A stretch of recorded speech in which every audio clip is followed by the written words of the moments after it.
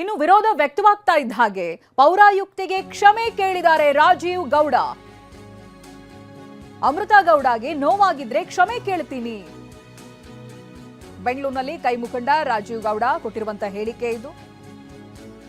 ಅಮೃತ ಗೌಡಗೆ ಧಮಕಿ ಹಾಕಿದ್ರು ರಾಜೀವ್ ಗೌಡ. ಬಟ್ ಇವಾಗ ಏನ್ ಹೇಳ್ತಾ ಇದ್ದಾರೆ ಅಂತ ಹೇಳಿದ್ರೆ, ಉದ್ದೇಶ ಪೂರ್ವಕವಾಗಿ ನಾನು ಅವ್ರಿಗೆ ಬೈದಿಲ್ಲ, ಬ್ಯಾನರ್ಗೆ ಬೆಂಕಿ ಹಚ್ತೀನಿ ಅಂತ ಹೇಳಿದ್ದೆ, ಪೌರಾಯುಕ್ತೆಗೆ ಬೆಂಕಿ ಹಚ್ತೀನಿ ಅಂತ ಹೇಳಿಲ್ಲ. ನಾನ್ ತಪ್ಪು ಮಾಡಿದ್ರೆ ಶಿಕ್ಷೆ ಅನುಭವಿಸೋದಕ್ಕೆ ಸಿದ್ಧ ಅಂತ ಹೇಳ್ತಾ ಇದ್ದಾರೆ. ಪ್ರತಿನಿಧಿ ಸುನಿಲ್ ಮಾತನಾಡಿಸಿದ್ದಾರೆ ರಾಜೀವ್ ಗೌಡ ಅವರನ್ನ, ಬನ್ನಿ ನೋಡೋಣ. ಸರಿಗ ನೀವು ಆಯುಕ್ತೆ ಮೇಲೆ ಅವ್ಯಾಚ ಶಬ್ದಗಳಿಂದ ನಿಂದನೆ ಮಾಡಿದಿರಾ ಅನ್ನೋ ಒಂದು ಆರೋಪ ಕೇಳಿ ಬಂದಿದೆ. ಪ್ರತಿಭಟನೆ ನಡೀತಾ ಇದೆ. ಇದಕ್ಕೆ ನಿಮ್ಮ ಮೊದಲ ಪ್ರತಿಕ್ರಿಯೆ ಸರ್? ಸರ್, ಈಗ ಇಲ್ಲಿ ನಮ್ಮ ಅವ್ರ ಕಮಿಷನರ್ ಏನಿದ್ದಾರೆ, ಅವರು ಸುಮಾರು ನಮ್ಮ 31 ವಾರ್ಡ್ಗಳಲ್ಲೂ ಕೂಡ ತುಂಬ ತೊಂದರೆಗಳಾಗ್ತಾ ಇದೆ. ದಿನನಿತ್ಯ ಅಲ್ಲಿ ಅಲ್ಲಿರುವಂಥ ತೊಂದರೆ ಅನುಭವಿಸ್ತಾ ಇರೋಂಥ ಎಲ್ಲ ನಮ್ಮ ಅಲ್ಲಿರುವಂಥ ರೆಸಿಡೆಂಟ್ಸ್ ಎಲ್ಲ ಇರ್ಬೋದು, ನಮ್ಮ ಕೌನ್ಸಿಲರ್ಸ್ ಇರ್ಬೋದು, ಅವ್ರು ದಿನಾಗಲೂ ಬಂದು ಅಲ್ಲಿ 31 ವಾರ್ಡಲ್ಲೂ ಏನಾಗ್ತಾ ಇದೆ ಅಂದರೆ, ಅಲ್ಲಿ ಟಾಯ್ಲೆಟು ನೀರು ಎಲ್ಲ ರೋಡಲ್ಲಿ ಹರಿತಾ ಇದೆ. ಅಲ್ಲಿ ಬಂದು ಅವರೆಲ್ಲ ಕಂಪ್ಲೇಂಟ್ ಮಾಡಿಸಿ ಅವ್ರು ಬಂದು ಗಲಾಟೆ ಮಾಡ್ತಾ ಇದ್ದಾರೆ. ಗಲಾಟೆ ಮಾಡಿದಾಗ ನಮ್ಮವ್ರಿಗೆಲ್ಲರಿಗೂ ಈ ಕಮಿಷನರ್ ಏನು ಹೇಳ್ತಾ ಇದ್ದಾರೆ ಅಂತಂದರೆ, ಸರ್, ಈ ಥರ ನನಗೆ ಹೆಸರು ಸ್ಟಾಫ್ ಇಲ್ಲ, ನಾನೇನು ಮಾಡೋಕ್ಕಾಗ್ತಾ ಇಲ್ಲ, ನನಗೆ ಹೆಂಗೆ ಮಾಡೋದು, ಏನು ಮಾಡೋದು, ತೊಂದರೆ ಆಗ್ತಾಯಿದೆ, ನನಗೇನು ಮಾಡೋಕ್ಕಾಗ್ತಾ ಇಲ್ಲ ಅಂತ ಹೇಳ್ತಾನೆ ಇದ್ದಾರೆ. ಬಟ್ ಅಲ್ಲಿ ಏನು ತೊಂದರೆಗಳು ಅನುಭವಿಸ್ತಾನೆ ಇದ್ದಾರೆ, ಏನು ಇವತ್ತವರೆಗೂ ರೆಕ್ಟಿಫೈ ಆಗಲಿಲ್ಲ. ಹಂಗಾಗಿ ನಾನು ಆ ವಿಚಾರ ಇರ್ಬೋದು. ಮತ್ತು ನೆನ್ನೆ ಪರ್ಮಿಷನ್ನು 9ನೇ ತಾರೀಕು ಪರ್ಮಿಷನ್ ತೊಗೊಂಡು ಹತ್ರ ಕೇಳ್ಕೊಂಡಿದ್ದೀವಿ. ನಮ್ಮದು ನೆನ್ನೆ ಕಾರ್ಯಕ್ರಮ ನಡೀತು. ಆ ಕಾರ್ಯಕ್ರಮಕ್ಕೆ ಪರ್ಮಿಷನ್ ತೊಗೊಂಡೆ ನಾವು ಬ್ಯಾನರ್ಸ್ ಕಟ್ಟಿದ್ದೀವಿ. ಆ ಬ್ಯಾನರ್ಸ್ನ ಯಾರೋ ಒಬ್ಬರು ಹೋಗಿ ಬ್ಯಾನರ್ ತೆಗೆದುಬಿಟ್ಟಿದ್ದಾರೆ ಅವ್ರ ಅಫೀಷಿಯಲ್ಲು. ಅದನ್ನು ಗೆ ಫೋನ್ ಮಾಡಿ ಕೇಳಿದೆ ನಾನು, ಏನಮ್ಮ ಪರ್ಮಿಷನ್ ತೊಗೊಂಡಿರೋದನ್ನು ಬ್ಯಾನರ್ನ ಈ ರೀತಿ ನೀವು ತೆರವುಗೊಳಿಸಿದ್ದೀರಲ್ಲ ಯಾಕೆ ಅಂತ ಕೇಳಿದಾಗ, ಇಲ್ಲ ಸರ್, ಅವ್ರಿಗೆ ಗೊತ್ತಿಲ್ಲದೆ ತೆಗೆದುಬಿಟ್ಟಿದ್ದಾರೆ, ಅದೇನೋ ಸೆಂಟ್ರ್ ರೋಡ್ಗಿತ್ತು ಅಂತ ಹೇಳ್ತಿದ್ರು.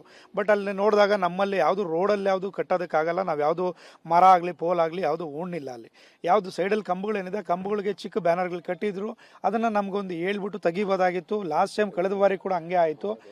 ನಮ್ಮ CM DCM ಕಾರ್ಯಕ್ರಮ ಆಯಿತು. ಕಾರ್ಯಕ್ರಮ ಇದ್ದಾಗ ಬ್ಯಾನರ್ನಲ್ಲಿ ನಾವು ಪರ್ಮಿಷನ್ ತೊಗೊಂಡಿದ್ರು ಕೂಡ ಬ್ಯಾನರ್ ತೆಗೆದುಬಿಟ್ಟು ಬೇರೆಯವ್ರ ಬ್ಯಾನರ್ ಕಟ್ಟೋದಕ್ಕೆ ಅವಕಾಶ ಮಾಡಿಬಿಟ್ಟು ಕೊಟ್ಟಿದ್ರು ಅವರು.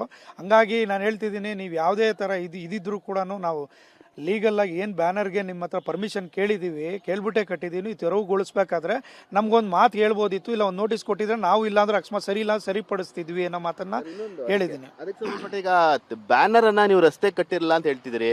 ಈಗ ಅವ್ರು TV9 ಜೊತೆ ಮಾತಾಡಿದ್ರು ಅಧಿಕಾರಿ, ಬ್ಯಾನರ್ ಅನ್ನ ರಸ್ತೆ ಕಟ್ಟಲಾಗಿತ್ತು, ಅದನ್ನ ನಾವು ತೆರವುಗೊಳಿಸಿದ್ದಕ್ಕೆ ಅವ್ಯಾಚ ಶಬ್ದಗಳನ್ನು ನಿಂದನೆ ಮಾಡಿದ್ದಾರೆ, ಬೆಂಕಿ ಹಚ್ಚಿಬಿಡ್ತೀನಿ ಬಂದ್ರೆ ಅಂತ ಹೇಳಿದ್ದಾರೆ. ನೀವು ಆಡಿಯೋದಲ್ಲಿ ಮಾತಾಡಿರುವಂಥದ್ದು ನಿಮ್ಮದೇ ಆಡಿಯೋನಾ? ಆ ಥರ ಪದಗಳ ಬಳಕೆ ಸರಿನಾ? ಇಲ್ಲ, ಅದು ನಾನು ಹೇಳಿರೋದು ಪರ್ಮಿಷನ್ ತೊಗೊಂಡ್ರಂಥ ಬ್ಯಾನರ್ನೇ ನಮಗೆ ತೆಗ್ದಿದ್ದೀರಾ. ಬೇರೆ ಬ್ಯಾನರ್ಗಳೇನಿದೆ ಆ ಬ್ಯಾನರ್ಗಳಿಗೆ ಪರ್ಮಿಷನ್ ಇಲ್ಲದೆ ಇರೋಂಥದ್ದಕ್ಕೆ ಬ್ಯಾನರ್ಗಳಿಗೆ ಬೆಂಕಿ ಹಚ್ತೀವಿ ಅನ್ನೋ ಮಾತನ್ನೇ ಹೇಳಿದ್ದೀನಿ. ನಾವು ಅವ್ರಿಗೆ ಬೆಂಕಿ ಹಚ್ತೀನಿ ಅನ್ನೋ ಮಾತು ಹೇಳಿಲ್ಲ. ನಾನು ಪರ್ಪಸ್ಸಾಗಿ ಉದ್ದೇಶ ಆಗಿ ನಾನು ಯಾವುದೇ ಕಾರಣಕ್ಕೂ ಅವ್ರನ್ನ ಕೆಟ್ಟದಾಗಿ ನಾನು ಮಾತಾಡಲಿಲ್ಲ.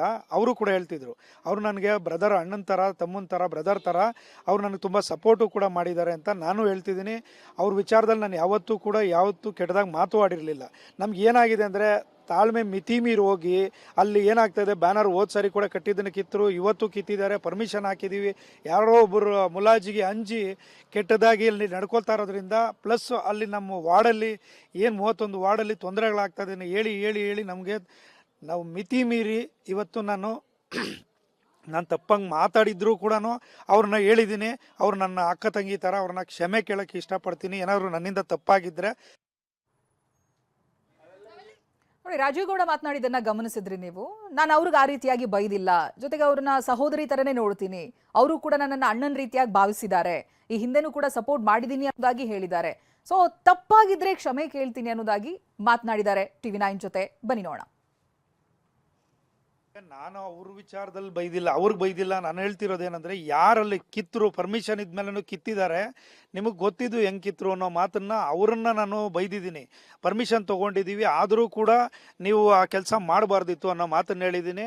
ನಾನು ಅವ್ರಿಗೇನಾದರೂ ನನ್ನ ಮಾತಾಡಲಿ ನೋವಾಗಿದ್ದರೆ ಅವ್ರನ್ನ ನಾನು ಕ್ಷಮೆನೂ ಕೇಳಿದ್ದೀನಿ, ಮತ್ತೇನು ಕ್ಷಮೆ ಕೇಳ್ತಿದ್ದೀನಿ. ಅವ್ರು ನನಗೆ ಅಕ್ಕ ತಂಗಿಯರ ಥರ, ನಾವು ಉದ್ದೇಶಪೂರ್ವಕವಾಗಿ ಯಾವತ್ತೂ ಮಾತಾಡಿಲ್ಲ, ಮಾತಾಡೋದು ಕೂಡ ಇಲ್ಲ. ಅದೇ ರೀತಿ ಅದನ್ನೇನೋ ತಿರುಗಿಸ್ತಿದ್ರು, ಏನೋ ಅಲ್ಲಿ MLAಗೆ ಮಾತಾಡಿದ್ರು ಕೆಟ್ಟದಾಗಿ ಅನ್ನೋ ಮಾತನ್ನು ಕೂಡ ನಾನು ಯಾವತ್ತೂ ಕೆಟ್ಟದಾಗಿ ಅವ್ರ ಬಗ್ಗೆ ಮಾತಾಡಿಲ್ಲ. ಅದನ್ನು ಯಾವುದೇ ಕಾರಣಕ್ಕೂ ತಿರುಚುವಂಥದ್ದು ಬೇಡ. ನನ್ನಿಂದ ಏನಾದ್ರು ತಪ್ಪಾಗಿದ್ರೆ ನಾನು ಬಹಿರಂಗವಾಗಿ ಹೇಳ್ತಿದ್ದೀನಿ, ಕ್ಷಮೆ ಕೇಳೋಕ್ಕೂ ನಾನು ಸಿದ್ಧವಾಗಿದ್ದೀನಿ, ನಾನು ಕ್ಷಮೆ ಕೇಳ್ತಿದ್ದೀನಿ. ನಾನು ಯಾವುದೇ ಉದ್ದೇಶಪೂರ್ವಕವಾಗಿ ಯಾವುದೇ ಕಾರಣಕ್ಕೂ ನಾನು ಬೈದಿಲ್ಲ ಅವ್ರು. ಈಗ